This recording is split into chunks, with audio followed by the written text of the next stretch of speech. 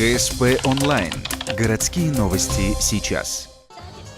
В Ухте стартовал конкурс «Воспитатель года России». В нашем муниципалитете он проходит в 16-й раз. В этом году на профессиональных состязаниях свои навыки показывают 9 педагогов. Почти половина – это 4 конкурсанта – молодые специалисты.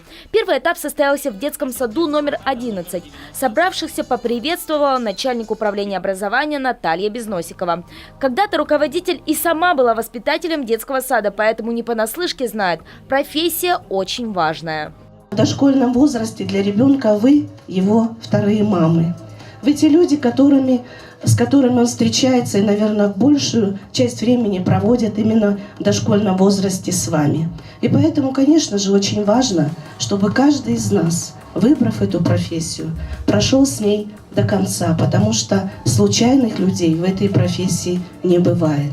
А такие конкурсы для вторых мам малышей – возможность не только обменяться опытом и расширить знания, но и в первую очередь показать свои успехи.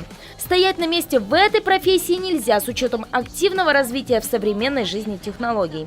Вот и одна из первых конкурсанток отмечает – использование технологий привлекает и развивает детей на ура. Зинаида Бажукова трудится в 69-м детском саду в логопедической группе. Ее задача – обогатить словарный запас воспитанников, и она прекрасно справляется с ней при помощи компьютерных игр, которые придумывает сама. Конкретно разработкой обучающих игр я занимаюсь совсем недавно, только год.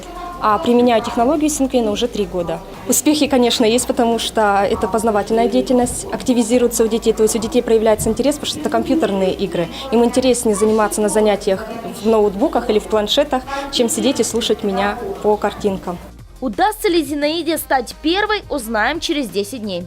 Впереди у участников конкурса открытое занятие с малышами и проведение мастер-класса. Результаты озвучат 29 ноября. Лидер представит Ухту на региональном этапе всероссийского конкурса.